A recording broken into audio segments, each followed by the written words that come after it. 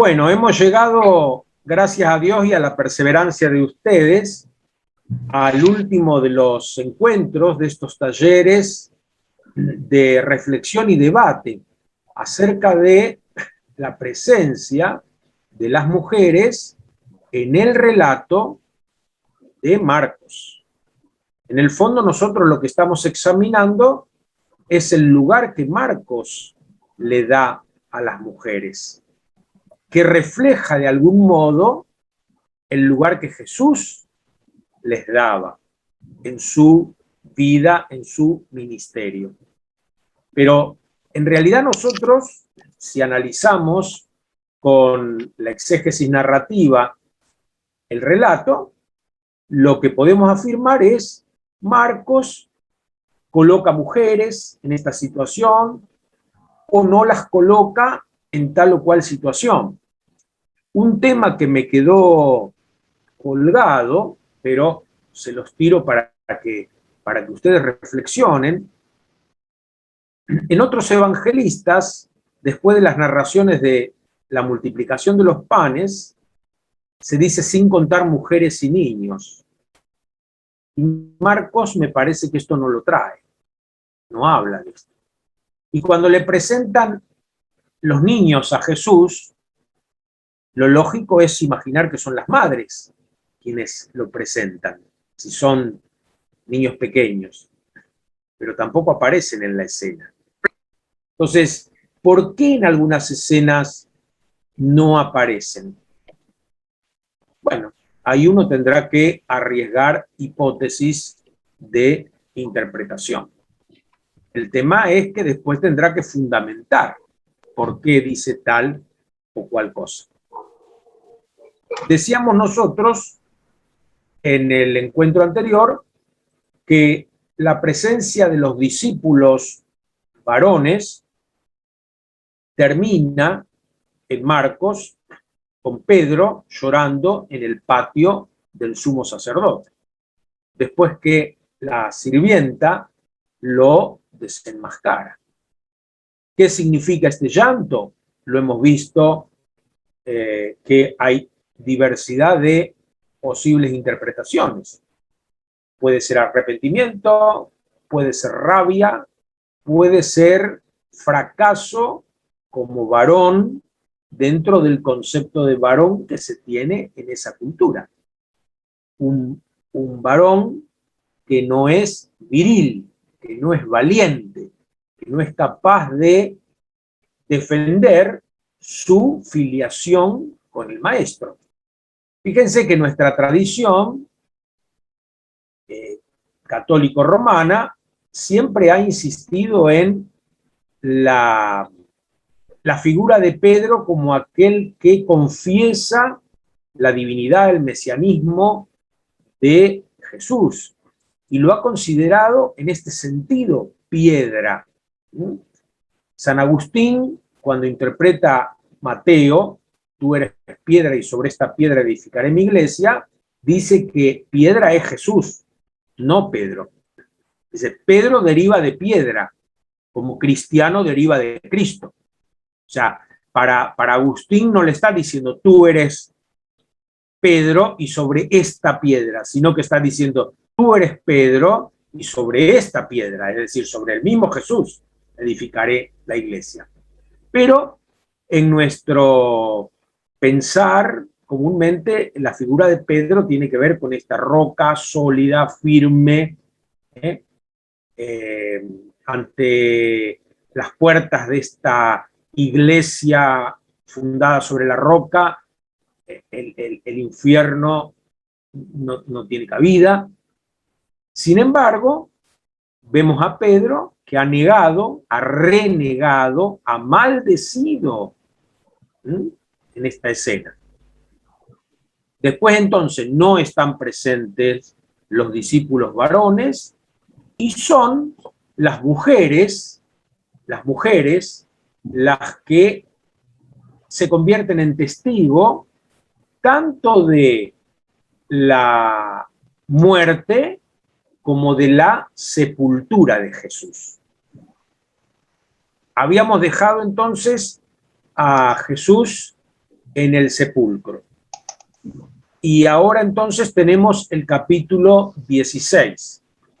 El capítulo 16 del Evangelio según San Marcos tiene una característica.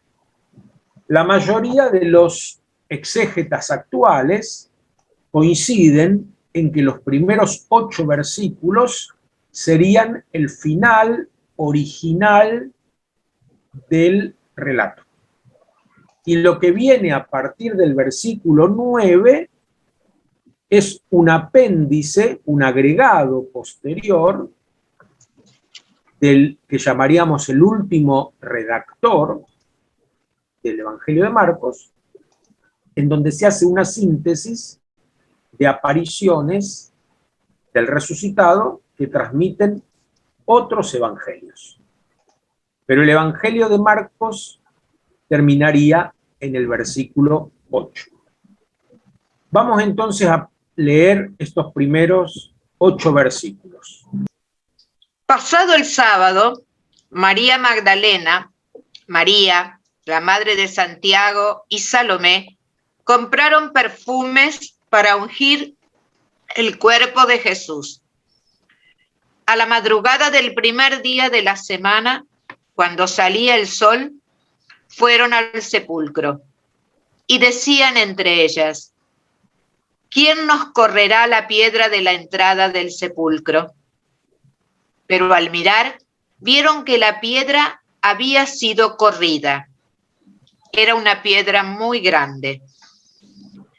Al entrar al sepulcro, vieron a un joven sentado a la derecha, vestido con una túnica blanca. Ellas quedaron sorprendidas, pero él les dijo: no teman. Ustedes buscan a Jesús de Nazaret, el crucificado. Ha resucitado, no está aquí. Miren el lugar donde lo habían puesto. Vayan ahora a decir a sus discípulos y a Pedro que él irá antes que ustedes a Galilea. Allí lo verán, como él lo había dicho. Ellas salieron corriendo del sepulcro porque estaban temblando y fuera de sí. Y no dijeron nada a nadie porque tenían miedo. ¿Qué es lo primero que tenemos que definir para hacer una exégesis de este texto? Género literario. El género literario. ¿Y cuál sería? Una narración histórica. Siempre acuérdense esto, el macrotexto, Evangelio. Buena noticia. Una narración, ¿cómo, Majo? Y es de tipo histórica, aunque no... Ajá. O sea, sería un relato histórico. Los relatos de milagro, así como los relatos de apariciones, tienen una estructura común. Hay pequeñas diferencias entre un relato y otro, pero tienen elementos que son comunes. Por eso podríamos tomar como género literario relato de aparición, aunque no se aparece Jesús. Claro, por eso no se me ocurrió pensar eso, porque como no aparece... Claro, no aparece Jesús, pero aparece el joven vestido de blanco.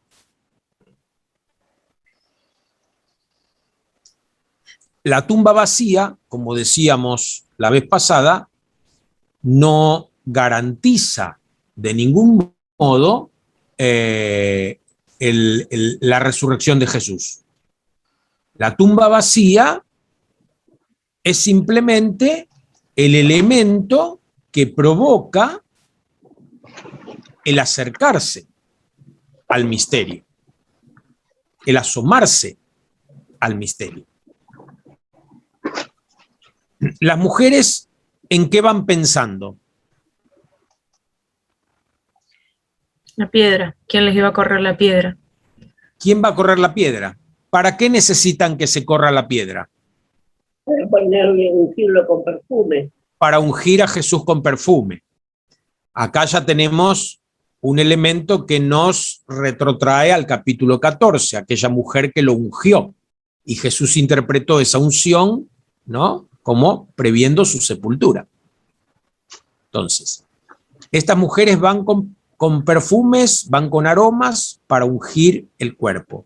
Y están pensando quién les va a remover la piedra. Cuando llegan, encuentran que la piedra ha sido removida. Y entonces ellas, ¿qué sienten?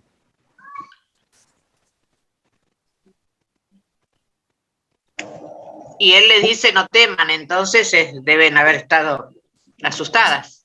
Se sorprendieron. Sí, ¿cómo traducen sus Biblias? El versículo 5 y el versículo 6. Se asustaron. Sorprendidas. Uh-huh. Y en el versículo 6, ¿qué le dice el muchacho? No teman. No se asusten. No se asusten. No se asusten. Bueno, el verbo griego que se usa tanto en el versículo 5 como el versículo 6 es el mismo y tiene que ver con el asombro. Aparece 4 veces en este evangelio. Estas 2 veces, versículo 5 y versículo 6, los traductores por ahí cambian para no repetir el término, pero en griego es el mismo. Tiene que ver con el asombro, asombrarse totalmente. Las otras 2 veces que aparece es en 9:15, cuando después de narrarse la transfiguración de Jesús, él baja del monte con Pedro, Santiago y Juan. La multitud, cuando lo descubre, se asombra, porque se acuerdan que al pie del monte habían quedado el resto de los 12 y otros discípulos, y estaban tratando de expulsar el demonio de un niño. Cuando la multitud ve bajar a Jesús, se llena de asombro.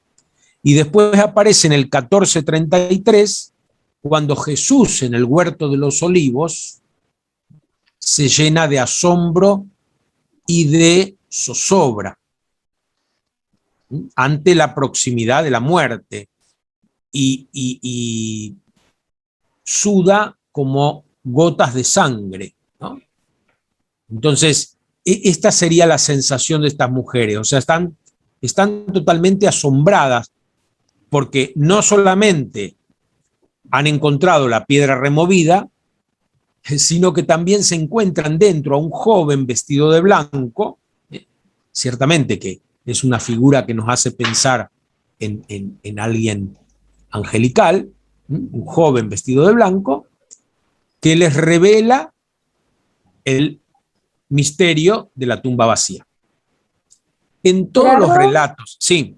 Entonces ahí, pero cambia mucho la experiencia de las mujeres, porque una cosa es estar sorprendida y otra cosa es estar temerosa. Entonces, porque ahí, digamos, como que se nos asigna el rol de que siempre nos da miedo un montón de cosas, y en vez de decirle, no es lo mismo decirte, no te sorprendas, a no temas. Y estaba pensando también en estas otras veces que sale el mismo término griego, es decir, que cuando la multitud lo ve, no es lo mismo que le tengan miedo a Jesús a que estén sorprendidos. Como que justamente relacionándolo con lo que hablábamos al principio de las palabras y del significado y de que crea mundos. Es un mundo totalmente diferente al de una sorpresa, al de un temor. Claro. De todas maneras, Van a ver que sí. No, que el versículo final de esta primera parte dice, y no dijeron nada a nadie porque tenían miedo. Ahí sí, al menos en la traducción, ahí sí usa miedo. Claro, porque ahí es fobeo, de donde viene nuestra fobia. Ahí el término griego es fobeo. O sea, ahí sí es miedo. Ahora, ¿de qué tenían miedo? Esto es lo que habría que también Claro, preguntarse. Que las creyeran Pero locas. bueno, vamos a llegar. Esperen un poquito. Primero, entonces, las situaciones de asombro ante la irrupción de lo sagrado. ¿Se acuerdan Moisés que se asombra cuando descubre la zarza ardiendo? El asombro ante lo inesperado. O sea, nosotros en el Evangelio, según San Marcos, y esto mismo se repite en los otros dos sinópticos, tenemos los tres anuncios de la pasión y resurrección. Muchas veces en nuestras traducciones se ponen esos benditos títulos que a mí no me gustan nada y se dice primer anuncio de la pasión. No, pero es anuncio de la pasión y la resurrección. Se anuncia la pasión y que al tercer día va a resucitar. Entonces, si Jesús anunció lo que iba a ocurrir, ¿por qué se asombran las mujeres? Si ellas fueron testigos de estos anuncios. ¿O será que esto es un elemento literario, un soporte que usa el autor para mantener la atención del lector? Por un lado va anticipando lo que va a suceder y por otro lado, para el que ya ha leído una vez el Evangelio y lo vuelve a leer, le va recordando lo fundamental del Evangelio, que es justamente la pasión y la resurrección. Entonces, nosotros no tenemos relatos de la resurrección, tenemos relatos de apariciones. El único relato de la resurrección que se ha conservado está en el Evangelio apócrifo de Pedro. Y es muy interesante leer ese relato, porque ahí los discípulos y las discípulas van la mañana de Pascua y se sientan delante de la tumba para ver la resurrección. Están expectantes, pero porque saben lo que va a ocurrir. Los ángeles corren la piedra en el Evangelio apócrifo de Pedro y dos ángeles entran al sepulcro y levantan a Jesús de la tumba y lo sacan medio entumecido. Imagínense, estuvo ahí 3 días en el frío y la oscuridad, ¿no?, del sepulcro. Jesús necesita que le corran la piedra y que lo ayuden a salir del sepulcro. Pero los relatos de los evangelios canónicos nunca hablan de eso. ¿Por qué en los relatos canónicos se dice que la piedra ha sido removida? ¿Para que Jesús pueda salir? ¿O para que los que no esperan eso se vean obligados a entrar a la tumba? ¿Se entiende lo que quiero decir? Jesús no necesita que le corran la piedra para salir, porque el cuerpo de Jesús es un cuerpo glorioso. De hecho, nosotros vamos a tener relatos en los otros evangelios de que Jesús entra a un lugar estando las puertas cerradas. Pero si la piedra no hubiera sido movida, ¿cómo hacían las mujeres para entrar? El texto necesita de la imagen de la piedra movida para que tenga continuidad. Si el hijo pródigo del capítulo 15 de Lucas no hubiera vuelto y el padre no hubiera hecho fiesta, el hijo mayor hubiera vuelto como todas las tardes y a lo mejor se hubiera puesto a tomar una cerveza con el padre y a conversar amigablemente, porque no le faltaba nunca el respeto a su padre. Pero cuando ve que su padre hace fiesta por este hijo que malgastó todos los bienes, la reacción que tiene es distinta. Entonces, el narrador necesita correr la piedra para que las mujeres se asomen al misterio. Y cuando se asoman al misterio, se llenan de asombro. Y este muchacho que les dice, no se asombren. El me, que se usa como para no, es un no taxativo. No es un no, es como de ninguna manera. Esto sería. No se asombren de ninguna manera. No tienen por qué asombrarse. ¿Por qué? Porque ustedes siguen viendo a Jesús desde sus criterios humanos. ¿Qué es lo que le va a pasar en el capítulo 20 de Juan a la Magdalena cuando descubre la identidad de ese hombre que ella confunde con el jardinero? ¿Y cómo lo llama? Rabuní. Y él le dice, no me aferres, no me toques, no li me tangere, como tradujo apresuradamente o por sus limitaciones San Jerónimo. No es no me toques, no me aferres, no te quedes con esa imagen, porque yo ya no soy más el Rabuní, tu maestro. Yo ahora soy el Kyrios, el Señor. Porque ya antes lo era también. Lo que pasa que antes no podía manifestarse como tal. ¿Por qué? Por su condicionamiento mortal. Yo suelo decir algo que tal vez a algunas personas les suena un poco brusco. Los evangelios son testimonios desequilibrados de la identidad de Jesús. ¿Por qué digo desequilibrados? Porque lo que intentan mostrar, y Marcos lo deja claro en el primer versículo, comienzo de la buena noticia de Jesús, Mesías, Hijo de Dios, lo que intentan mostrar es esta relación de Jesús con Dios, esta igualdad de naturaleza.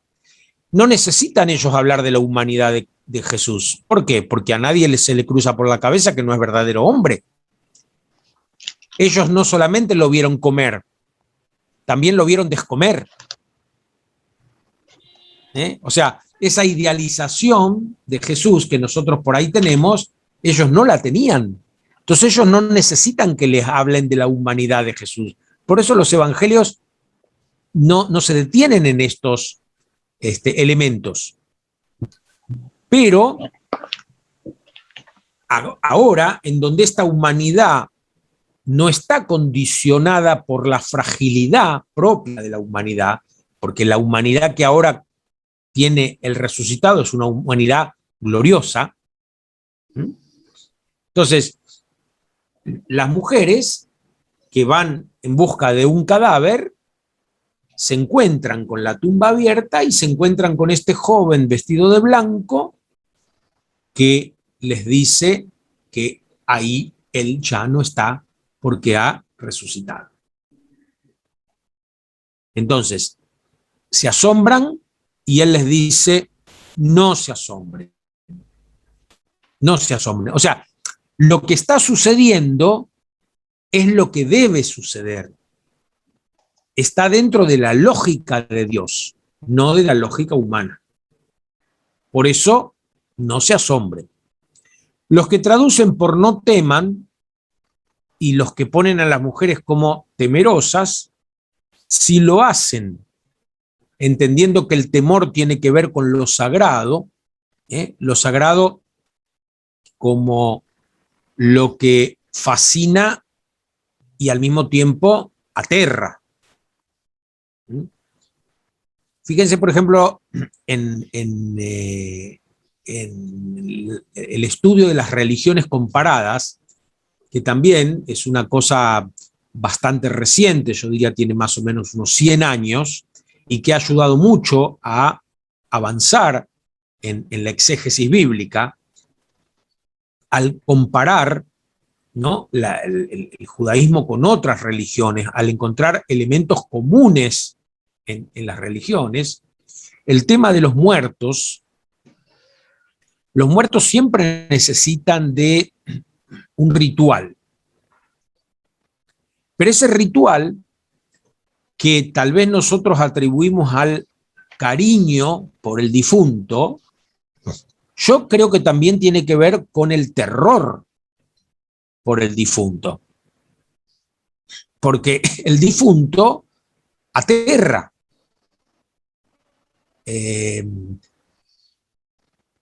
Porque está en una dimensión totalmente desconocida por nosotros y una dimensión que nosotros no podemos manejar. Entonces nos aterra.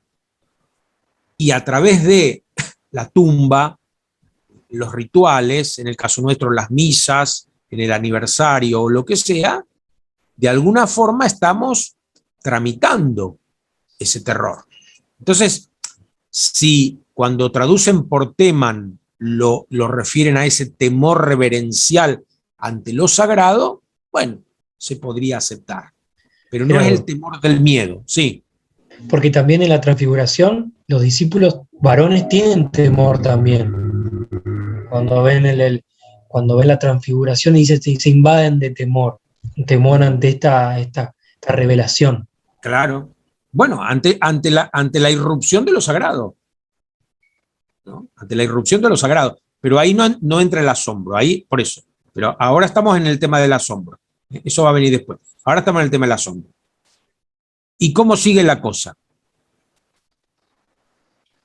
Dice, vayan, ahí está el apostelo, o sea, se las convierten en apóstoles. En la figura del ángel, voy a hacer un paréntesis. La figura del ángel en Israel sirvió para sostener la idea de trascendencia divina y al mismo tiempo la de la comunicación divina. Los dioses del Olimpo bajaban y tenían trato con los mortales. El Altísimo, en una teología elaborada de Israel, no en la teología primera, porque si nosotros leemos los textos bíblicos vamos a ver cómo hay una progresión. ¿Se acuerdan que hay muchos textos bíblicos en donde se habla de otras divinidades, a las que se llama ídolos, pero se las reconoce como divinidades? Entonces, en esa etapa, Yahvé es un Dios tribal, es el Dios de Israel. Como mucho es el Dios más poderoso, pero hay otros dioses paralelos. Después va a avanzar Israel en su teología y va a decir que Yahvé es el único Dios, que los demás no son dioses. Tienen apariencia, pero no son dioses, porque tienen ojos y no ven, tienen boca y no hablan, no se comunican. Esta es la idea que va a desarrollar Israel. Pero ¿cómo hace Israel para, por un lado, mantener esta idea de la otredad de Dios, la sublimidad de Dios, ¿no? La lejanía de Dios por su trascendencia? ¿Se acuerdan cuando el relato de la creación, que la bóveda celeste separa los cielos que podemos contemplar nosotros de los cielos altísimos que habita Dios? O sea, la bóveda del cielo no permite esta comunicación. ¿Y cómo hace entonces Dios para comunicarse? Y utiliza a los ángeles. Ángelos, en griego, mensajeros.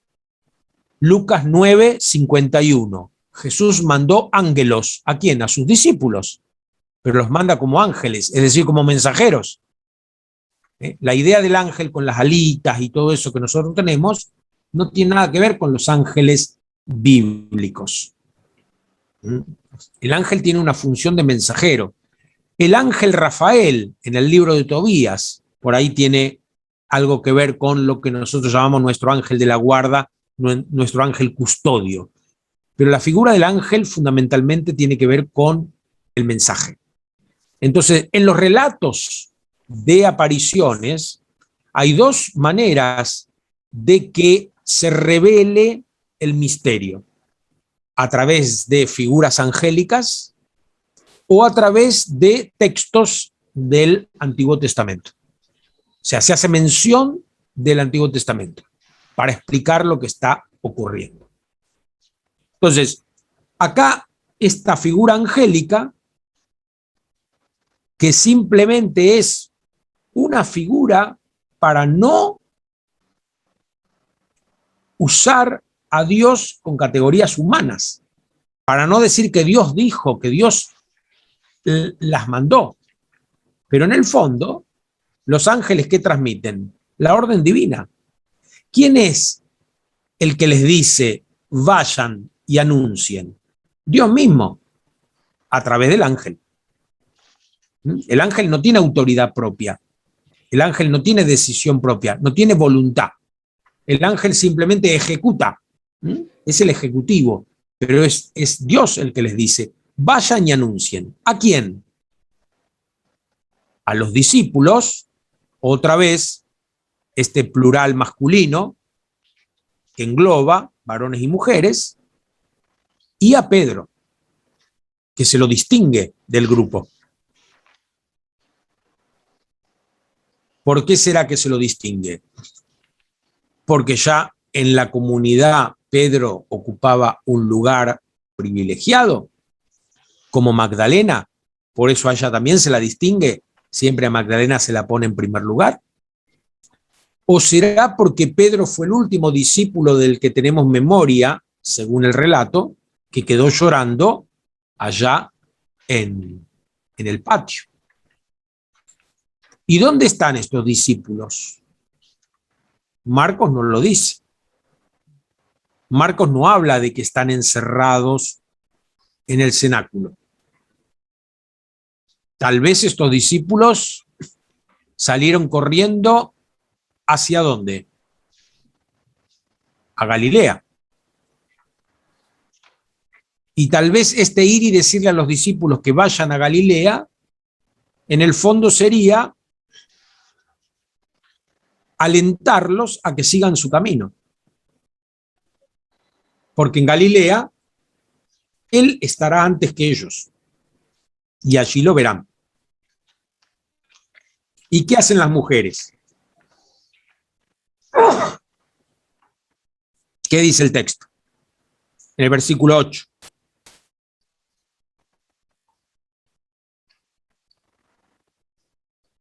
Salieron corriendo, porque estaban temblando y fuera de sí. ¿Salieron corriendo a anunciarle a los discípulos? No dijeron nada a nadie. Salieron corriendo espantadas del sepulcro. Porque estaban, ¿qué? Dice ahí. Estaban temblando y fuera de sí. Yo tengo que salieron huyendo del sepulcro, pues un gran temblor y espanto se había apoderado de ellas. Otra traducción.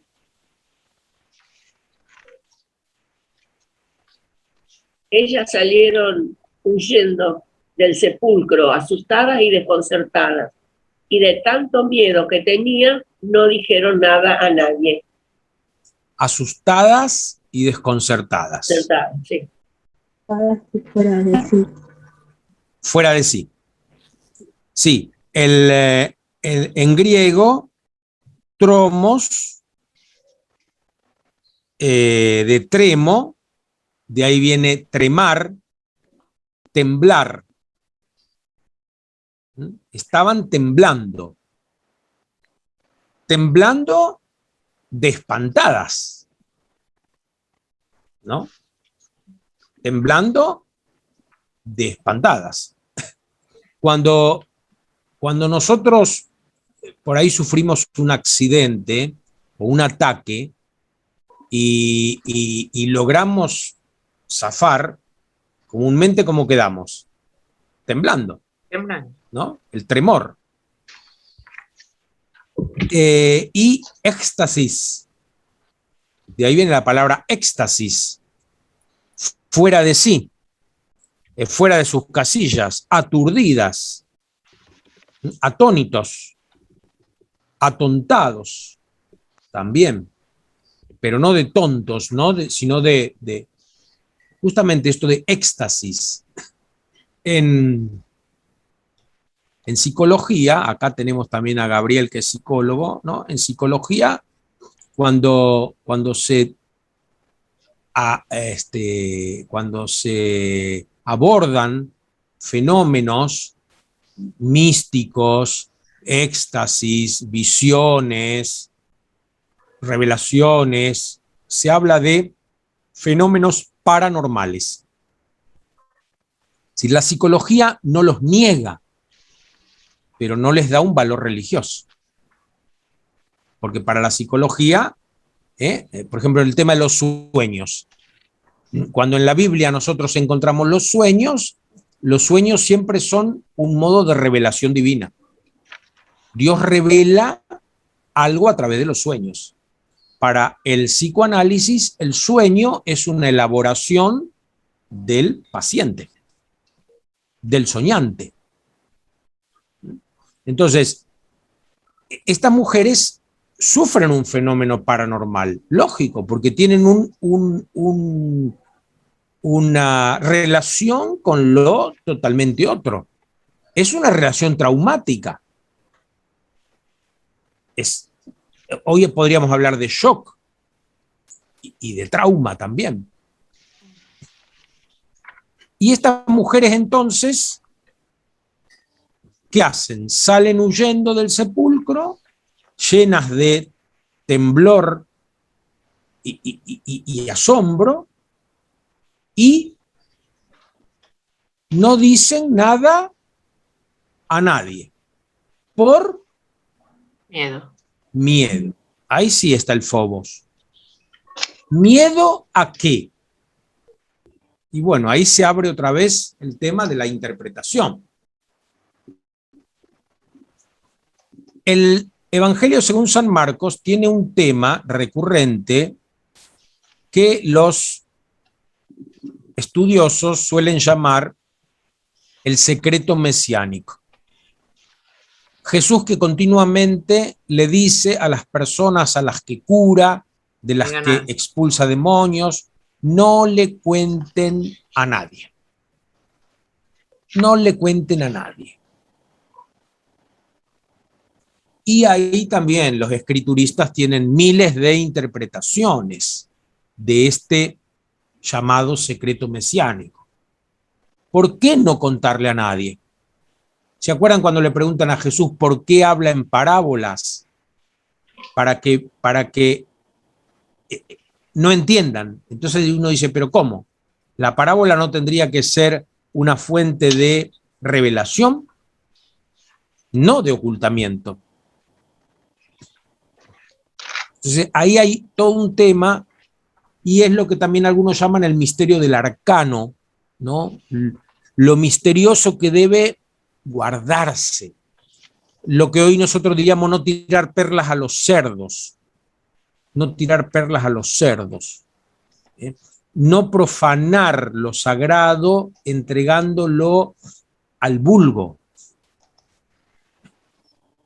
Algo de esto podríamos también encontrar en el capítulo 6 del Evangelio según San Juan, cuando después de la multiplicación de los panes buscaban a Jesús para hacerlo rey. Ustedes me buscan porque comieron pan en abundancia. Entonces el secreto mesiánico podría tener que ver con esto de no revelar estas grandezas que realiza Jesús para que la gente no lo siga por las grandezas, sino por fe verdadera. Podría ser. Y entonces mi interpretación personal, pero hay otras, mi interpretación personal es que las mujeres son las únicas que cumplieron con el pedido insistente de Jesús a lo largo de todo el Evangelio según Marcos, de no contar a nadie. El miedo es miedo a desobedecer a Jesús. miedo a desobedecer a Jesús. Esto sería la teología de Marcos. El Evangelio de Marcos es el que tiene menos relatos de milagros, menos relatos de parábolas. Siempre estoy hablando de los sinópticos, ¿no? Porque Juan es otra cosa. Sin embargo, el Evangelio de Marcos tiene 2 relatos de milagros que los otros evangelistas no replican, porque son tal vez relatos que asocian a Jesús con alguien que ejerce la magia, el curanderismo. Cuando Jesús usa saliva, ¿no? Cuando Jesús necesita imponer las manos nuevamente porque el ciego no terminó de ver bien. Un milagro en 2 momentos. No aparece en ningún otro lugar. No es el milagro que se realiza de forma inmediata. Entonces, este miedo de las mujeres, para mí, es miedo a desobedecer a Jesús. Ellas son presentadas entonces como las auténticas discípulas, las que entendieron a Jesús. Y por eso fueron elegidas para ser apóstoles. Apóstoles de los apóstoles. Nuestra tradición después ha identificado mayormente a los apóstoles con los 12. Pero para mí el texto es clarísimo. Las primeras apóstoles, las apóstoles elegidas directamente por Dios, después los discípulos y muchas discípulas se van a convertir en apóstoles porque van a ser enviados por la comunidad. Pero estas mujeres fueron enviadas por el mismo Dios, a través del ángel. Sin embargo, no hemos guardado memoria de esto, como no hemos guardado memoria de la que ungió a Jesús. Aunque el mismo Jesús dijo, siempre que se predique el Evangelio, se hará memoria de ella. Pero no hemos guardado memoria. ¿Alguien quiere aportar algo más de este relato, algo que le llame la atención?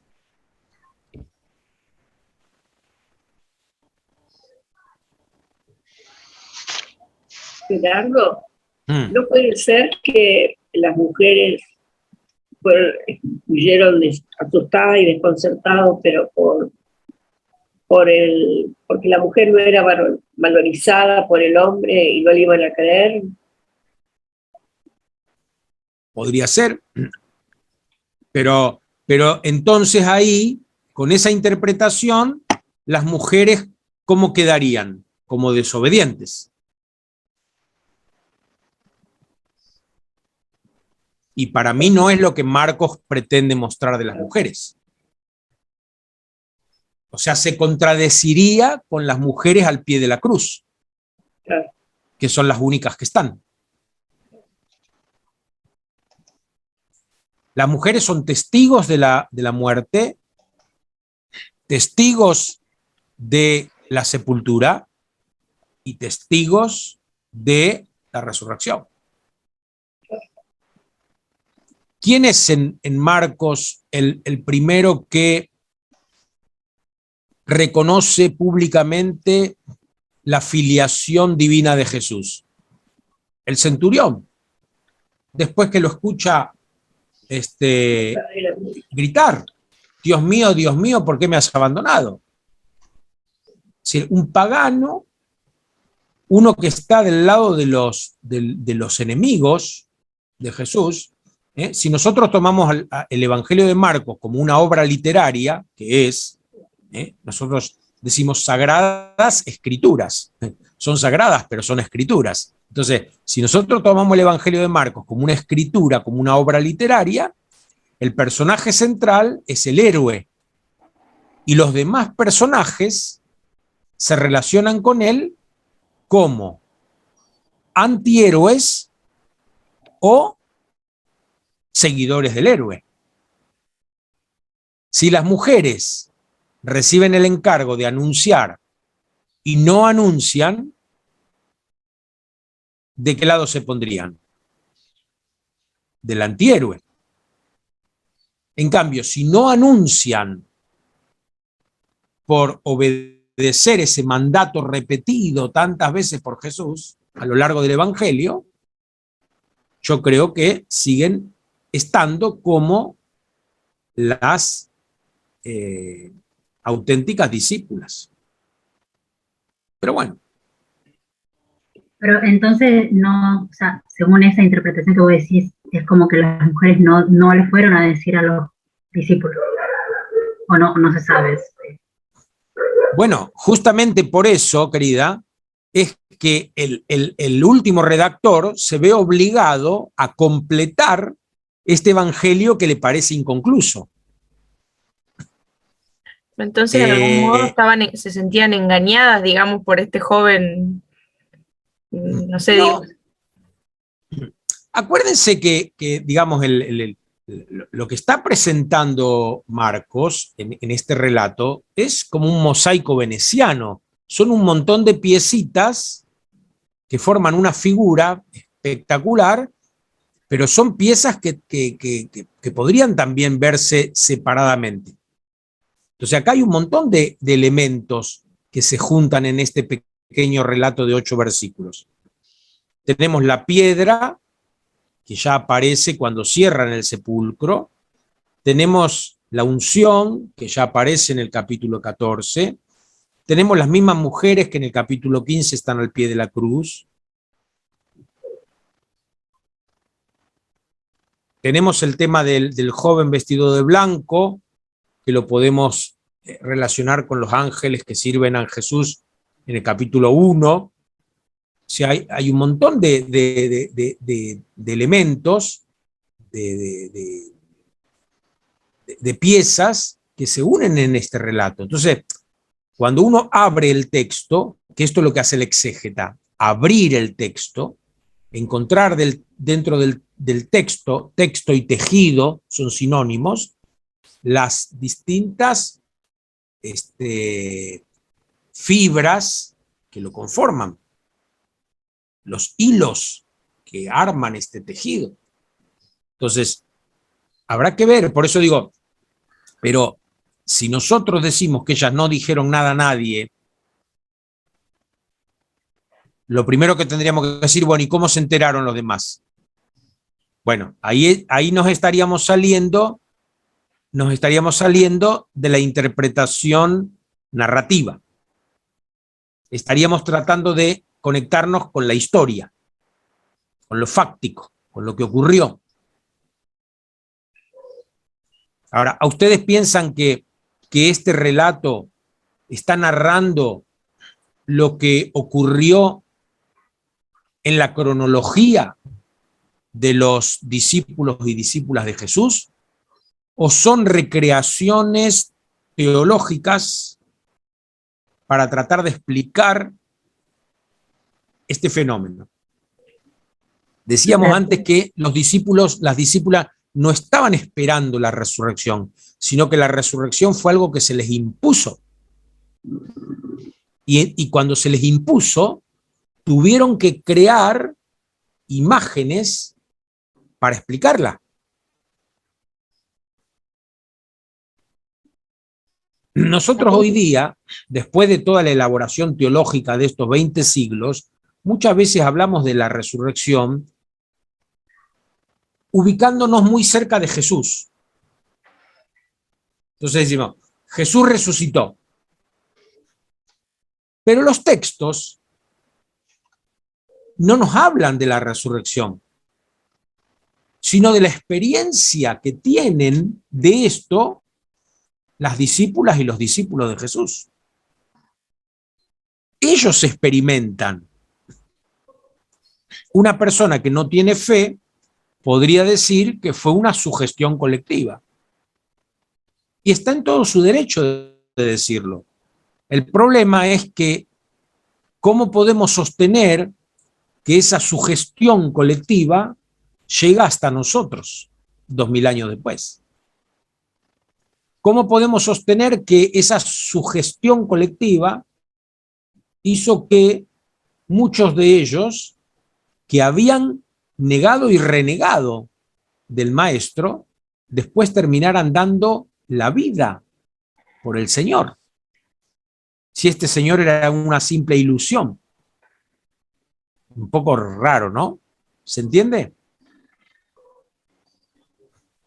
Sí, a mí pensando un poco en esta idea de que termina en el versículo 8, ¿no? Da la casualidad que nunca había prestado atención en esto, pero acá hay 3 puntos suspensivos, justo en la versión esta que estoy leyendo yo. Y una sensación de que al dejar así como en puntos suspensivos, da lugar a que cada uno haga su propia experiencia de esta resurrección, ¿no? Esa es la sensación que yo siempre he entendido en los vacíos que uno encuentra muchas veces en la Biblia, que te permite hacer tu propia experiencia de lo que sea que esté contando el relato. En este caso sería de la resurrección. Manuel Villalobos Mendoza dice que el Evangelio de Marcos no tiene pie ni cabeza. ¿Por qué? Porque no tiene relatos de la infancia de Jesús, de la niñez de Jesús, como decíamos la vez pasada, no tiene, y tampoco tiene relatos de las apariciones propiamente dichas. Porque acá el único que se aparece es un joven vestido de blanco. Yo creo que Marcos es un evangelio muy, muy delicado. No fuerza a creer, propone la fe, pero no lo fuerza al lector a creer. En ese sentido, Juan me parece que es mucho más,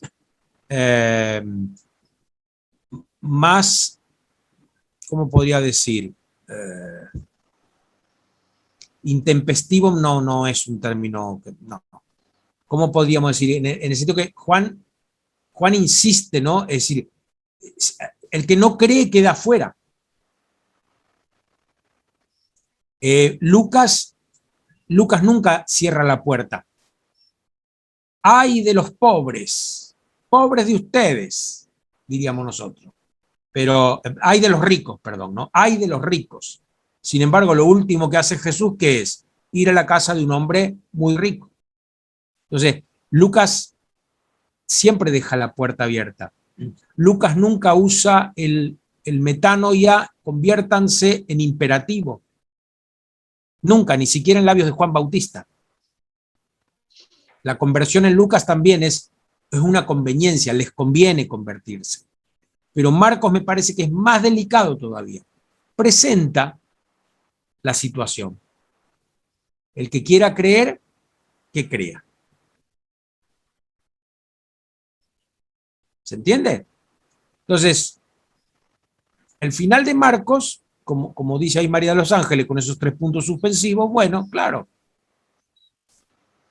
Pero esos 3 puntos suspensivos se los podemos poner a los demás evangelios también. Tal vez al único que no le podríamos poner puntos suspensivos es al Evangelio según San Lucas. ¿Por qué? Porque continúa en Hechos de los Apóstoles. O sea, Lucas continúa.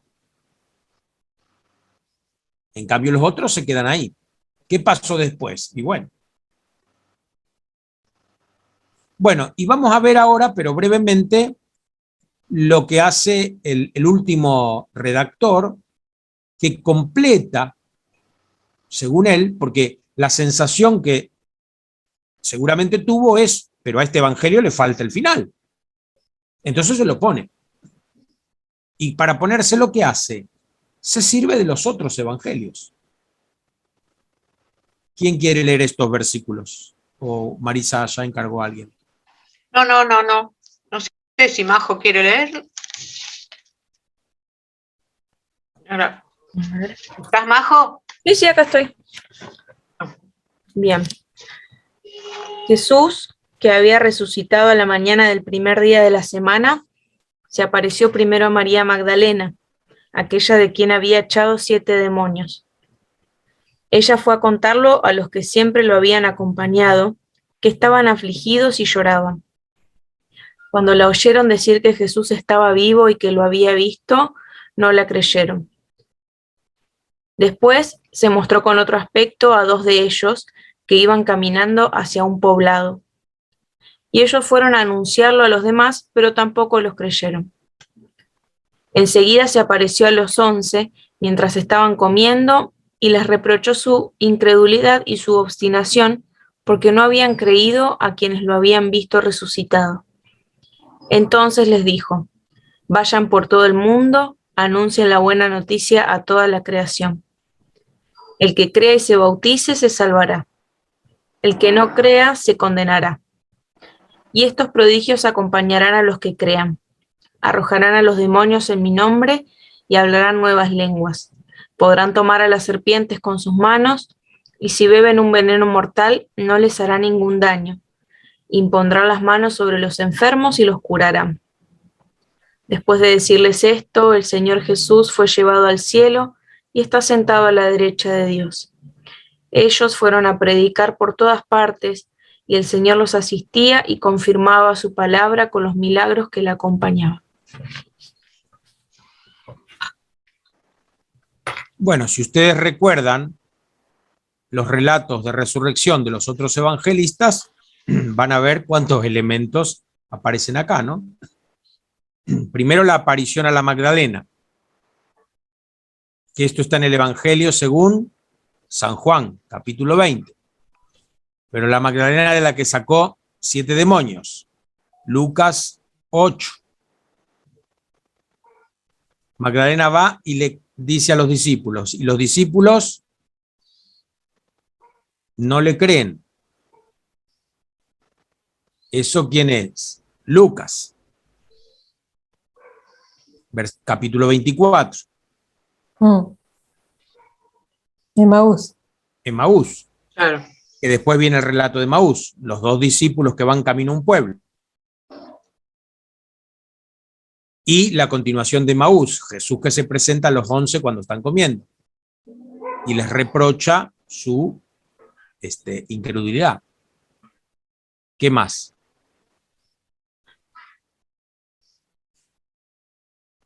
Vayan por todo el mundo, anuncien el Evangelio, Mateo. Mateo 28. Claro. La ascensión, Lucas, Mateo. Y después salen a anunciar por todo el mundo, Lucas. Y el Señor que acompaña, ¿no? Podríamos decir Mateo, yo estaré siempre con ustedes hasta el fin del mundo. El Señor los acompañaba en su obra de evangelización. Bueno, y acá están presentes las mujeres. Sobre María Magdalena. Explícitamente. Después las mujeres quedan otra vez subsumidas en el masculino plural de discípulos. O sea, nosotros a esta altura del partido, después de haber leído el Evangelio de Marcos, sobre todo los relatos de la pasión o el relato de la pasión, no podemos dejar de ver a las mujeres en este masculino plural. Por eso, si les hacemos caso a las mujeres que no dijeron nada a nadie, pero que tienen que transmitir este mensaje de ir a Galilea, que allí lo veremos, si volvemos a Galilea, es decir, si comenzamos la segunda lectura de este relato, cada vez que aparezcan los discípulos, ¿a quiénes vamos a ver? A las mujeres. No podemos no verlas, aunque el texto no las visibilice. Están. ¿Se entiende? Esto a mí me parece muy importante en la obra de Marcos. Viene hablando siempre de los discípulos en masculino plural, siempre. Nunca en singular, ni una sola vez en singular. Por ejemplo, Juan, que va a tener el discípulo amado. Ahí tenemos un masculino singular. Acá siempre es masculino plural, los discípulos. Hasta que llega el relato de la pasión. Ahí desaparecen los discípulos. ¿Y quiénes están? Las mujeres. Las que lo habían seguido y servido, es decir, las actitudes del discípulo. No necesita llamarlas discípulas, dicen lo que el discípulo hace.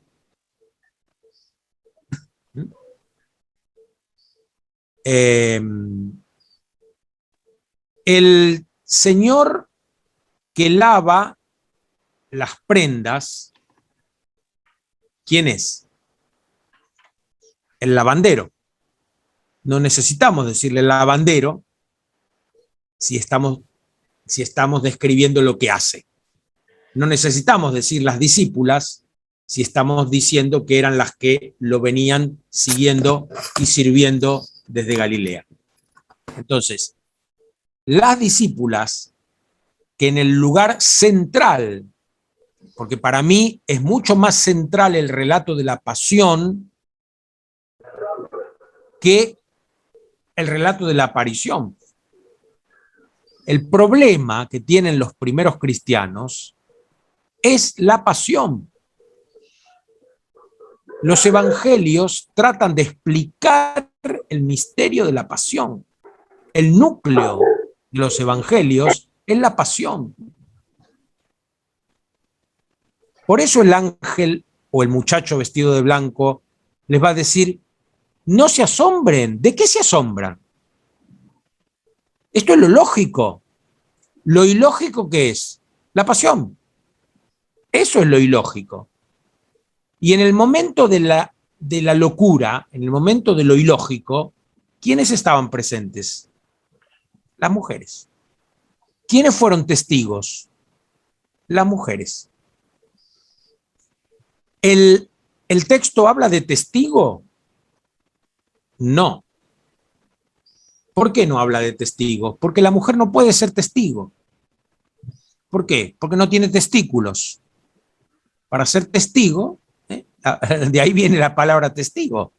Es decir, es el que tiene testículos. Por eso ni un niño ni una mujer en la antigüedad pueden ser testigos en un juicio. Su palabra no es válida. Por eso el relato más antiguo del tema de la resurrección, que lo tenemos en Corintios, en la primera carta de los Corintios, Pablo habla hasta de 500 hermanos, algunos de los cuales viven entre nosotros, pero no nombra nunca a una mujer. Está bien que en este hermanos, masculino plural, podrían estar incluidas, pero más bien el relato nos hace pensar siempre en varones, que son testigos cualificados. Sin embargo, Marcos pone a las mujeres. En una oportunidad yo estaba dando una charla y el señor Héctor Fernández, que en paz descanse, que estaba participando de esa charla, me dijo: ¿por qué, Gerardo, se habla tan poco de las mujeres en los evangelios? Y yo le dije: no, Héctor, para mí se habla demasiado de las mujeres. No hay otros relatos contemporáneos a los evangelios que le den tanto espacio a las mujeres, y sobre todo a mujeres que no tienen un reconocimiento social, porque no estamos hablando de Cleopatra ni de la reina de Saba, estamos hablando de mujeres del pueblo y tienen un lugar protagónico y se convierten en apóstoles de los apóstoles.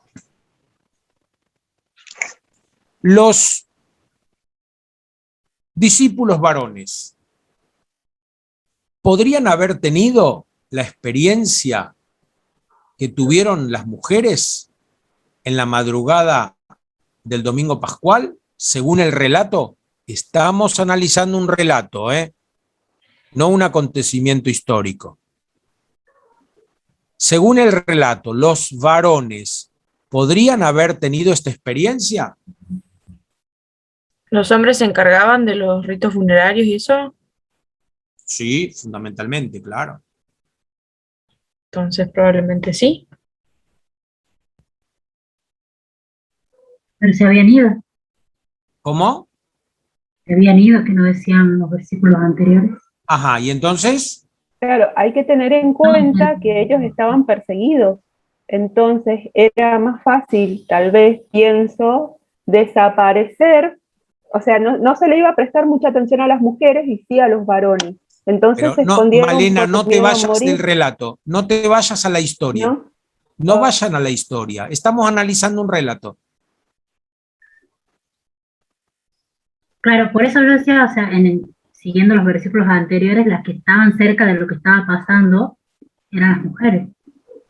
¿Quiénes habían visto dónde lo habían puesto? Las mujeres. Por eso. ¿Los discípulos varones sabían dónde lo habían puesto, según el relato?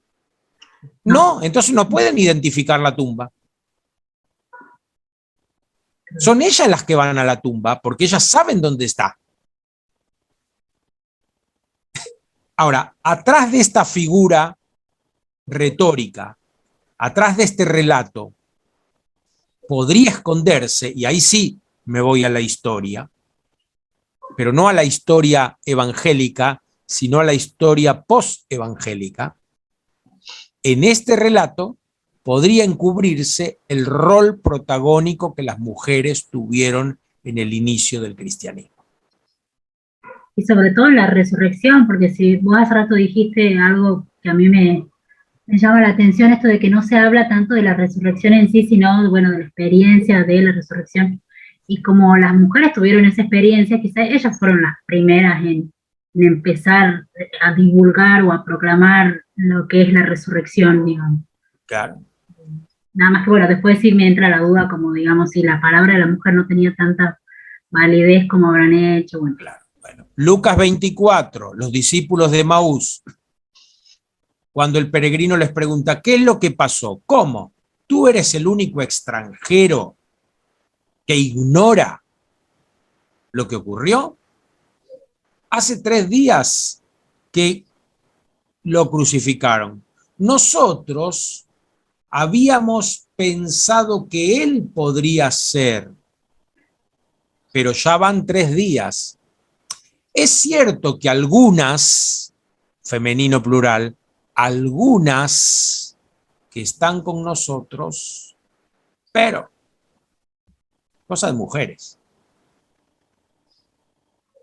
Entonces, yo creo que detrás del texto, y ahí sí me voy a la historia, pero no, vuelvo a decir, no a la historia que está relatando el texto, sino a la que motivó el relato, la presencia de las mujeres en la fundación de la iglesia.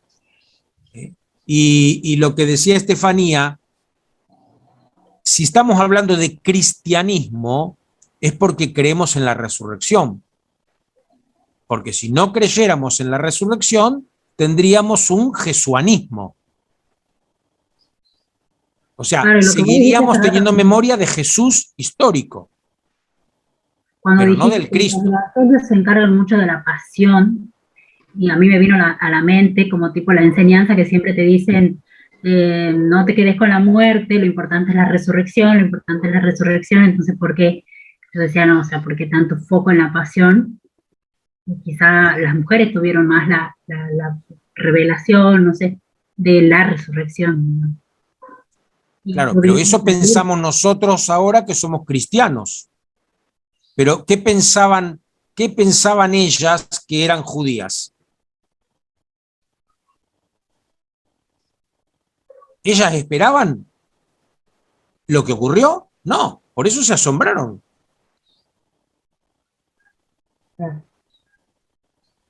Entonces, este es el tema. La resurrección es algo que se impone a los discípulos y discípulas y los convierte en apóstoles. Por eso qué lindo cuando en Aparecida se habla de nosotros como discípulos misioneros, discípulas misioneras, no es discípulos y misioneros como dos cosas distintas, no, es al mismo tiempo. Cuando uno se convierte verdaderamente en un discípulo del Cristo, se hace apóstol. Lo anuncia. No con palabras necesariamente, ¿no? Esto es lo más fácil. Con el testimonio de vida. ¿Qué más?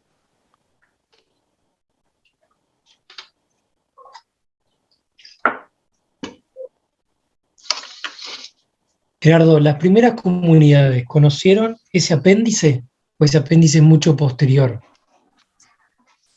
Bueno, es decir, posterior, más o menos estamos hablando siempre del siglo I.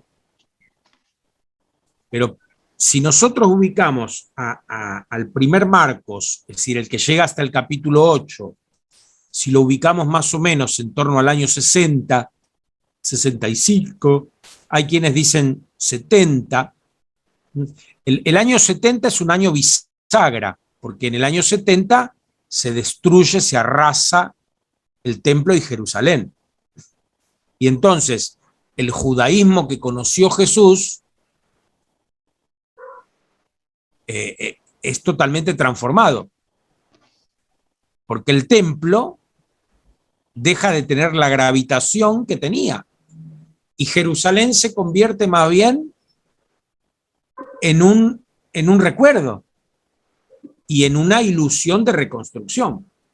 Entonces de ahí vamos a tener dos grupos.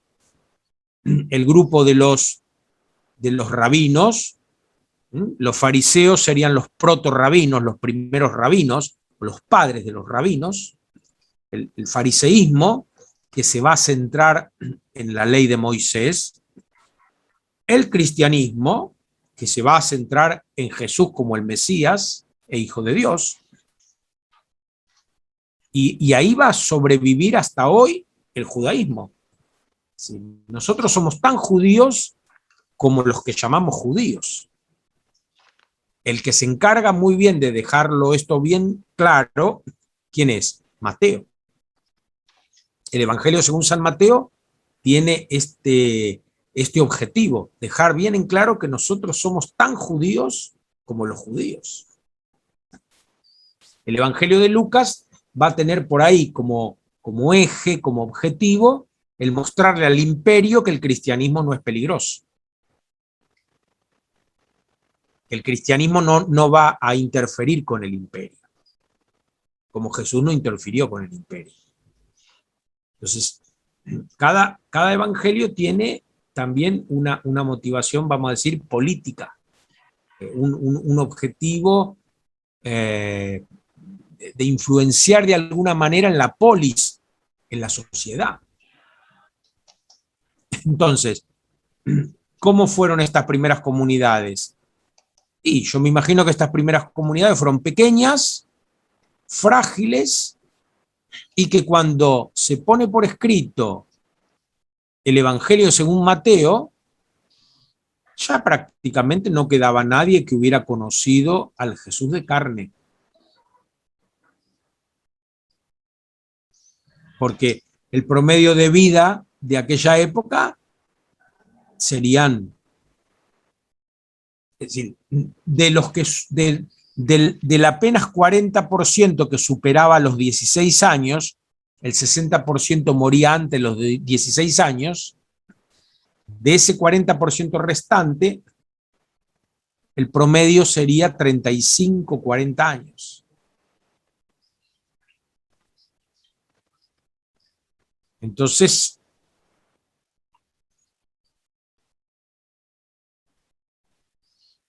ya no estaban los testigos de primera mano. ¿Quién fue el primer teólogo cristiano? Pablo. ¿Y Pablo lo conoció a Jesús según la carne? No. Sin embargo, Pablo por ahí dice, lo que yo recibí del Señor, ¿cómo lo recibió? ¿Con una visión? ¿A través de la comunidad? Bueno, yo no soy especialista en Pablo. Pero, digo, el tema de las primeras comunidades, y hoy día hoy día se está trabajando mucho el tema de las primeras comunidades, porque han sido idealizadas las primeras comunidades. Entonces, se empezó con todo el trabajo de lo que se llama el Jesús histórico, o sea, tratar de recuperar al Jesús de la historia, lo cual para mí es imposible, porque nosotros no tenemos datos del Jesús histórico, nosotros tenemos datos del Señor resucitado. Cuando los evangelistas narran pasajes de lo que para nosotros hoy sería la vida de Jesús, tienen más presente al resucitado que al Jesús que andaba por Palestina. Ellos conocen el final de la historia cuando narran el comienzo. Y eso fundamentalmente lo tenemos que tener en cuenta cuando leemos los 2 primeros capítulos de Mateo y de Lucas. No están hablando del niño Jesús, están hablando del Señor resucitado a través de Midrash, es decir, de recreaciones con un formato histórico, pero que tienen que ver más con la alegoría, con lo que hace mención de una realidad que está más allá. Esto yo lo veo clarísimo, sobre todo en el relato de Jesús perdido y hallado en el templo. ¿Cuándo lo encuentran? ¿Qué día lo encuentran? ¿El tercer día? Tercero. Bueno, el día de la resurrección. Acá en el versículo 9 dice, Jesús resucitó. ¿Cómo empieza el versículo 9? Jesús que había resucitado a la mañana del primer día de la semana. Ajá. ¿Es correcto eso? No, tiene que haber sido antes. ¿Antes cuando? ¿El sábado? No. Jesús resucita cuando muere. El que más claro lo tiene esto es el Evangelio según San Juan. Jesús está triunfando ya en la cruz. La resurrección es la entrada en la gloria, no es la vuelta a la vida de un difunto, como el caso de Lázaro. Y esto también, claro, es un desarrollo posterior en la literatura. Acá Marcos no habla nunca de las vendas de Jesús. El que más va a hablar de las vendas de Jesús va a ser Juan. Pero Juan también habló de las vendas de Lázaro. Cuando en el capítulo 11 del Evangelio según San Juan, Lázaro se asoma a la tumba, tienen que correr la piedra. Cuando Lázaro se asoma, ¿cómo viene Lázaro? Amortajado. ¿Y cuál es la orden que da Jesús? Sáquenle las vendas. En cambio, en el capítulo 20, cuando Pedro y el discípulo amado se asoman al sepulcro, ¿qué descubren? Las vendas. ¿Cómo están? Afiladas, arregladitas. Sí. Bueno. Comúnmente nuestros textos dicen dobladas. Sí, Ariel Álvarez Valdés tiene un estudio muy interesante que él dice desinfladas. O sea, el cuerpo que estaba en el medio desapareció y las vendas se plegaron. Hay quienes, en cambio, prefieren hablar de las vendas dobladas haciendo alusión a lo que creía la Magdalena. Se han robado el cuerpo. ¿Ustedes conocen algún ladrón que sea demasiado prolijo? Que deje todo ordenadito. Comúnmente dejan todo, ¿no? Revuelto. Entonces, pero bueno, ahí tienen en lo que se entretienen los biblistas. Mientras otros se entretienen en cosas que valen la pena, los biblistas discutimos si esté plegado o desinflado o qué, cómo sería. Pero les recomiendo esa esa interpretación de Ariel, es muy interesante. Gerardo, el buen ladrón, cuando Jesús le dice, hoy estarás conmigo en el paraíso. O sea que la resurrección es inmediata, digamos. Bueno, no tiene... eso está solamente en el Evangelio según Lucas, ¿no? 1. Sí. Y acuérdense, Jesús en los Evangelios es un personaje, el personaje principal, el héroe. Nosotros no creemos en el Jesús del relato. Nosotros creemos en el Jesús de verdad. Ahora, las palabras, las ipsísima verba Iesu, las palabras que Jesús pronunció, nosotros nunca las podemos conocer. Nosotros lo que tenemos son relatos de testigos, que tal vez en su gran mayoría no fueron testigos presenciales. Por eso ellos que nos están presentando, ¿la biografía de Jesús? No, nos están presentando una catequesis, una teología, en forma de historia. Y esta es la grandeza de Marcos, que toma la teología que ya elaboró Pablo y sus seguidores y les da un formato de historia que permite que la memorización. Esta mañana un sacerdote me consultaba cómo eran los métodos de estudio en la época de Jesús. Yo le dije, bueno, lo primero que tenemos que tener en cuenta es que ellos no tienen la lectoescritura. Ellos no aprendían a leer y escribir como nosotros. Son dos cosas separadas, que a nosotros no nos entra en la cabeza. ¿Por qué? Porque nosotros todos hemos aprendido a leer y a escribir al mismo tiempo. Pero ellos no. La mayoría de los varones sabía leer, pero la mayoría no sabía escribir. Y ellos leían, no siempre, porque no tenían libros a la mano. No cualquiera tenía un libro. Tenías que ir a la sinagoga para leer, y no le daban el libro a cualquiera para que leyera. Entonces, ¿qué tenían que hacer? Memorizar. Y la historia es el formato más fácil de memorizar. Uno en una historia se puede olvidar detalles, puede agregar o quitar, pero el núcleo de la historia lo conserva. ¿Se entiende? Entonces, la grandeza de Marcos fue inventar este género literario Evangelion, que es una especie de vita Iesu, de vida de Jesús, no biografía, vida, ejemplar. Entonces Jesús es un personaje. Y ahí Lucas pone en la bio de Jesús la fe de su comunidad, que ya cree en la resurrección.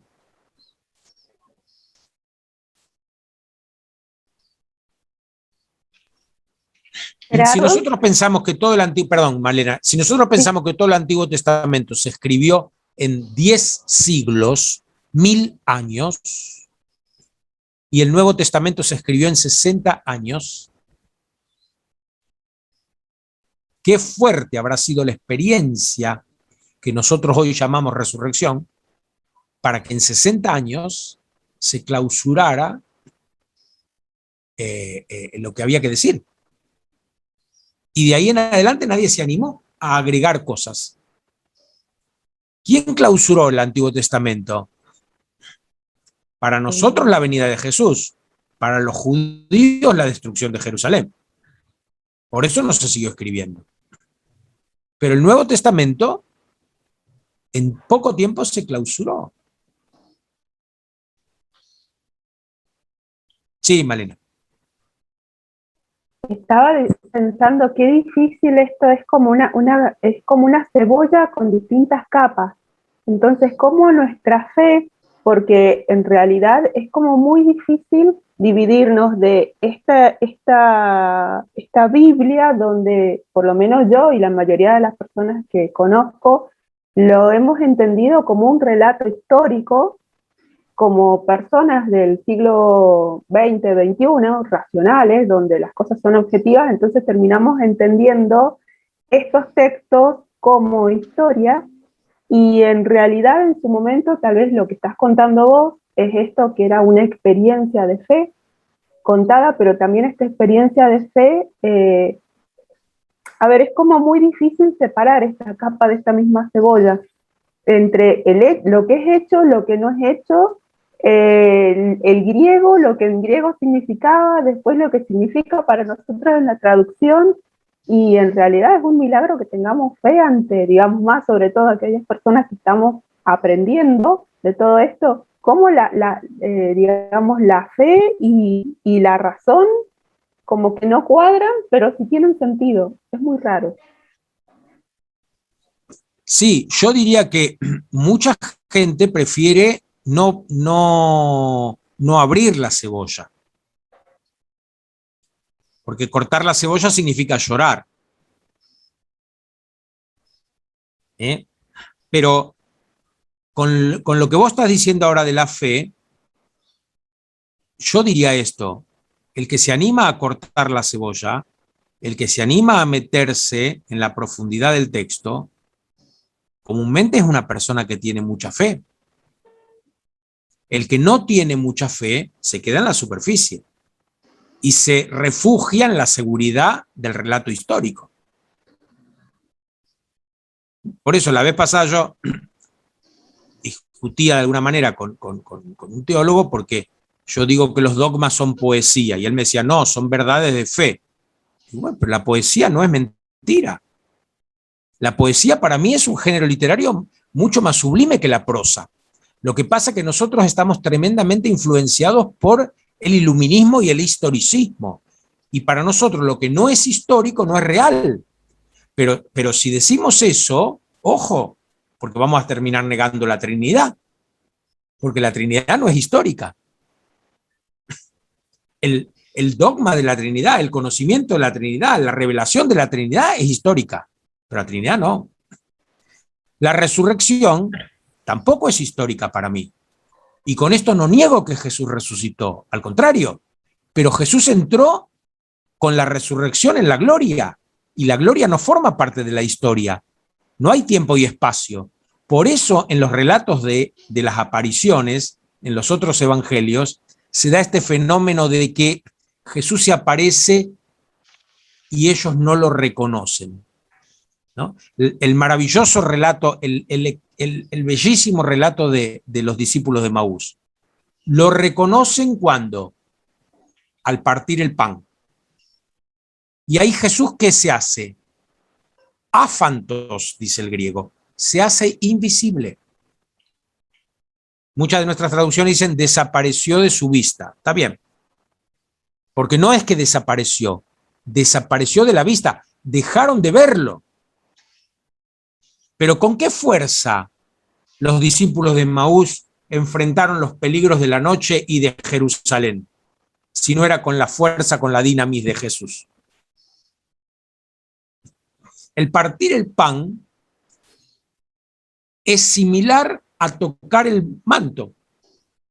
Se contagian de la dinamis, y con esa dinamis, con esa fuerza, enfrentan la noche y Jerusalén. ¿Se acuerdan que cuando llegaron a la casa le dicen al extranjero, quédate con nosotros porque está cayendo la noche?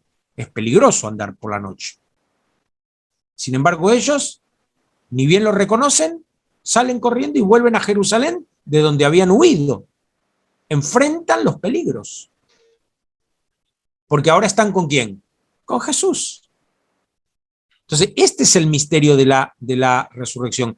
Hay un relato que se llama Planolandia. Si lo quieren, después se lo piden a Marisa, le mandamos. Un relato reciente, ¿no? del siglo pasado, donde un canónigo anglicano inventa una ficción, un cuerpo tridimensional, una esfera, un cuerpo tridimensional que ingresa a un mundo bidimensional, donde solo hay largo y ancho. no tiene las tres dimensiones, no hay volumen en ese mundo ilusorio, imaginario. Cuando entra esta esfera en contacto con este mundo bidimensional, los que pertenecen a este mundo y tienen contacto con la esfera se asombran como las mujeres en el sepulcro. Porque en algunos momentos ven este cuerpo grande, cuando la esfera está atravesando por la mitad, y después se va achicando hasta desaparecer. ¿Se entiende la imagen? Es como si una pelota de fútbol atravesara una hoja de papel. En un momento es ancha y en otro momento es chiquita. Entonces, los que están en esta hoja de papel, los que solo tienen dos dimensiones, tienen una percepción limitada de ese fenómeno. Como los humanos, discípulas y discípulos de Jesús, tuvieron una percepción de la resurrección condicionada por su naturaleza. Pero Jesús ya está en la gloria. Yo digo, junto a los lienzos se encontraron el reloj de Jesús. Jesús ya no tiene tiempo. Por eso Jesús no resucita el domingo por la mañana. Ellos tienen la experiencia pascual el domingo. Pero Jesús resucita en el mismo momento que deja este mundo. Entra en la gloria. Ellos tardaron. ¿Y por qué tardaron? Porque eran judíos y observaban el descanso sabático. Por eso, si no hubieran sido judíos... Y en los relatos también Jesús sale diciendo al tercer día. Bueno, cuando anuncia. En los anuncios. ¿Pero por qué? Pero este tercer día, yo digo, no es un tercer día cronológico. El tercer día es una forma de decir lo definitivo. Cuando una persona se casaba, cuando una persona compraba una propiedad, tenía un changüí como para arrepentirse. Si pasaba el tercer día, Lázaro, ¿qué día vuelve a la vida? El cuarto. ¿Qué quiere decir eso? Que estaba verdaderamente muerto. Y Marta lo confirma, ya huele. Leonardo Boff dice, sobre la tumba de Jesús no llegó a crecer la grama, el pasto. No le dio tiempo. Este tercer día es una imagen de lo definitivo. Lo definitivo que es la vida, no la muerte. Al tercer día lo encuentran a Jesús en el templo. Entonces no estaba desaparecido, estaba perdido, pero no desaparecido. Lo encuentran. ¿Por qué me buscan? ¿No sabían que tengo que ocuparme de las cosas de mi Padre? ¿Y qué estaba haciendo en el templo? ¿Rezando? No, discutiendo con los doctores.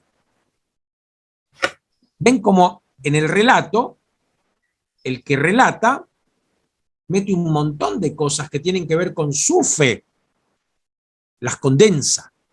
Y después nosotros tenemos que abrir esa cebolla, como muy bien dijo Malena. Pero hay muchos que prefieren no abrirla. ¿Por qué? Porque les pondría en duda la fe. A mí no me la pone en duda para nada. Yo creo. Yo creo en la resurrección de Jesús. Pero no la explico de una forma historicista.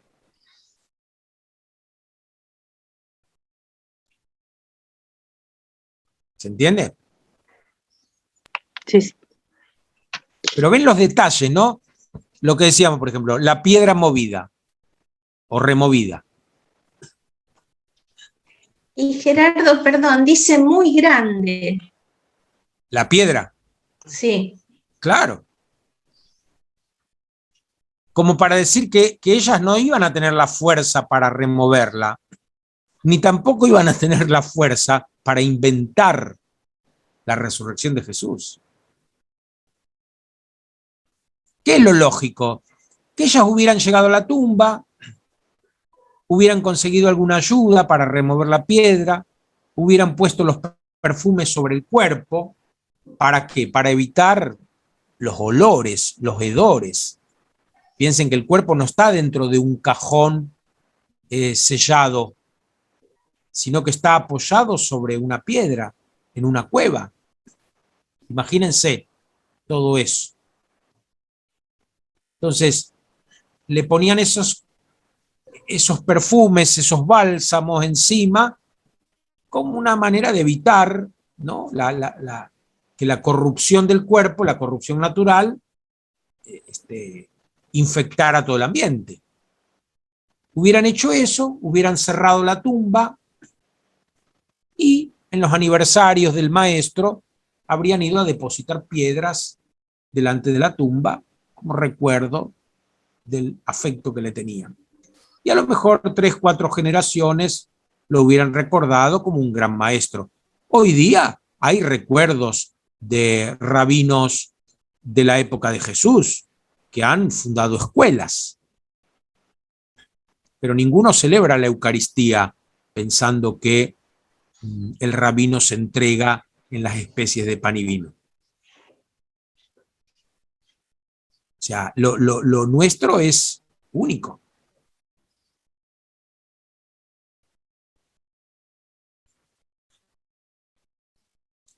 Una visión mágica de estos acontecimientos, bueno, sirve para asombrarnos, nada más.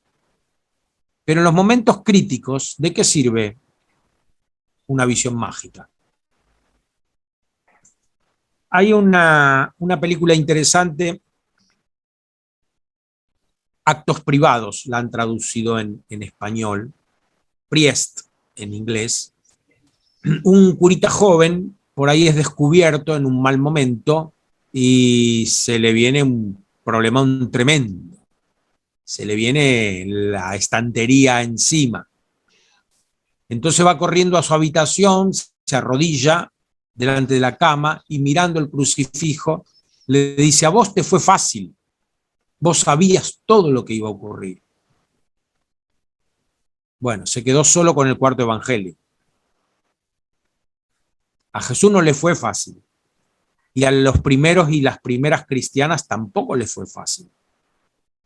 Porque Creo que hoy tuvieron pasa que... al revés de lo que vos decías. Vos al principio dijiste que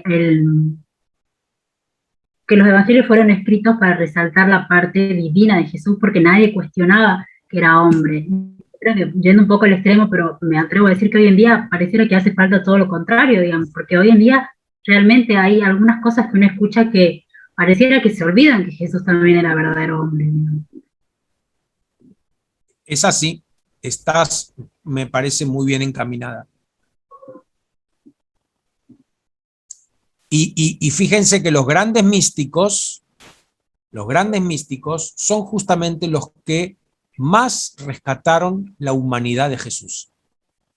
Pues yo digo, a mí no me interesa el tema del Jesús histórico. Respeto y tengo amistad con muchos biblistas, como Ariel Álvarez Valdés, como Adrián Taranzano, que se dedican a los temas del Jesús histórico. A mí personalmente no me interesa el Jesús histórico, sí me interesa la humanidad de Cristo. Esta es otra cosa, este es otro planteo. A mí me interesa rescatar la humanidad de Cristo, porque en esto se manifestó el amor de Dios, en que Él, siendo grande, se hizo pequeño, siendo poderoso, se hizo débil, siendo Dios, se hizo humano y necesitó usar pañales. Yo no puedo imitar la divinidad de Jesús, pero sí su humanidad. Y entonces cuando lo veo comprensivo, inclusivo, cuando lo veo siempre presente, cuando lo veo respetando los procesos, no acelerando, ay, cuánto tengo que aprender, Jesús, de vos. Cuando lo veo volviendo a la vida a Lázaro, bueno, ahí solo me queda asombrarme, admirarme. Pero cuando lo veo llorando ante la tumba de Lázaro, ahí también yo lloro. Eso te iba a decir, que esos pasajes donde dice que lloró, que se enojó en el templo, eso, volver a eso, ¿no? Sí, para mí el pasaje más estremecedor, y por eso yo muchas veces lo repito, los que me han escuchado algunas veces, dice, Pete Gerardo siempre dice lo mismo, sí, el tema de los pañales. Ver a Jesús en pañales a mí me conmueve, porque ¿quién de nosotros quiere volver a los pañales? Y bueno, acá todas estas chicas jóvenes no saben lo que son los pañales, ¿no? Las chicas más grandecitas, sobre todo, recuerdan aquellos pañales de tela que las mamás fregaban y fregaban y fregaban y ponían al sol, ¿eh? Y la manchita de la humanidad no se iba. Entonces el pañal es muy significativo. El Jesús de Lucas no está vestido de niñito Jesús de Praga, de divino niño, de Jesús misericordioso, de Sagrado Corazón chiquito, no, no. Está con pañales. Así se manifestó el amor de Dios. Entonces, volver a la humanidad de Jesús creo que es lo que nos va a nosotros a permitir ser auténticos discípulos misioneros en este momento. Porque si nosotros seguimos hablando de milagritos y de estas cosas, se nos ríen en la cara. En cambio, si hablamos de la humanidad de Jesús, nos van a respetar. Y sobre todo si hablamos sin palabras, imitándolo. Estando al pie de la cruz de tantos crucificados actuales. Y eso rescatan, o sea, la humanidad de Jesús es lo que más rescatan las personas que no son religiosas, o que no son católicas, por ejemplo, con las que a mí me ha tocado conversar, cuando te dicen, yo respeto mucho a Jesús, por ejemplo, te dicen así, o sea, no dicen que sea Dios ni nada, pero dicen, yo respeto mucho a Jesús porque me parece que fue un hombre que vivió bien, y te rescatan acciones, actitudes concretas de Jesús, pero cuando se lo ve más así, como vos decís, cuando se muestra más su humanidad. Entonces me parece que también incluso es por ahí, digamos, incluso es un punto en común, un poco de punto de cercanía que tenemos con aquellas personas que no son católicas o no son religiosas. Se entiende que no hemos negado la divinidad de Jesús, ¿no? Nosotros los que estamos acá no la ponemos en duda. No la ponemos en duda. Es como el tema de la presencia de Jesús en la Eucaristía. Si nosotros somos católicos, no podemos no creer en la presencia de Jesús en la Eucaristía. El problema es los que creen que solo está presente en la Eucaristía. Yo a esa gente les recomiendo, nunca salga del templo. En todas estas experiencias vitales de cada uno de nosotros, todos podríamos contar experiencias, son las que hacen que cuando cada uno de nosotros lee un texto, tenga resonancias distintas, ¿no? Porque nuestra experiencia vital influye en la lectura del texto. Por eso el texto crece con el que lo lee. No tengamos miedo de abrir la cebolla, que en el corazón nos está esperando aquel en el que creemos. Bueno, yo les agradezco la presencia, la constancia, y dejo que Marisa haga algún aviso y después si alguien quiere hacer algún comentario o algo, y en la medida que podamos seguir siendo útiles, acá estamos.